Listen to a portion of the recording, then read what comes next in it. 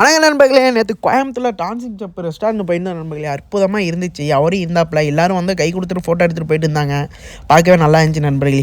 அப்புறம் வாங்க நம்ம கதைக்குள்ளே போவோம். காலையில் எழுந்து ப்ரீ ஒர்க் அவுட் எப்பொழுதும் போல தான் நண்பர்களே. 4 முட்டையில் 6 முட்டை ஒயிட்டுக்கு மட்டும் எடுத்து நேராக ஜிம்முக்கு போனேன். நம்ம வாத்தியாரை கூப்பிட்டுட்டு வாங்க டீ குடிக்க போகிறாங்க. நேராக ஒரு பிளாக் காஃபி எப்படி நேராக ஜிம்முக்குள்ள வந்துட்டு எப்பொழுதும் போல தான் நண்பர்களே. இன்றைக்கி கார்டியோ பண்ணிட்டு நேராக சர்க்யூட் போட போயாச்சு. எதனால கேட்குறீங்களா? ஒரு வாரம் கிட்ட நம்ம ஜிம்மு லீவு. அதனால தான் நண்பர்களே நேற்று வீடியோவில் சொன்னீங்கன்னா நாளைக்கு நம்ம சர்க்யூட் தான் போட போகிறோம் அப்படின்னு. அதுக்காக தான் நண்பர்களே எப்பொழுதும் போல் எல்லா ஒர்க் அவுட்டும், அதாவது உடம்புக்கு தேவையான எல்லா ஒர்க் அவுட்டையும் நீங்கள் பக்காவாக போட்ட நண்பர்களே. ஐ மீன் சர்க்யூட் போட்ட நண்பர்களே.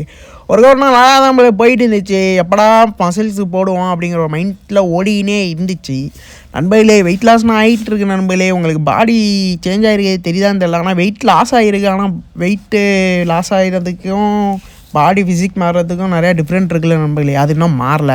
சரி வாங்க அப்படி ஒர்க் அவுட்னா முடிச்சுட்டு நண்பர்களே, நம்ம இந்த வீடியோ போகிறதுக்கு முக்கிய காரணம் இவன் தான் நண்பர்களே. ரொம்ப ஹெல்ப்ஃபுல்லாக இருக்கான். டேரெக்டாக மதியானம் உணவுக்கு போயாச்சு நண்பர்களே. எப்போதும் தான் 2 சப்பாத்தி ஒரு ஆம்லெட் முடிச்சு விட்டு இரவு உணவுக்கு நம்ம ஒரு கொய்யாப்பழத்தோடு நாளைக்கு முடிச்சுக்கிறேன். நன்றி, பாய். நாளைக்கு பார்ப்போம்.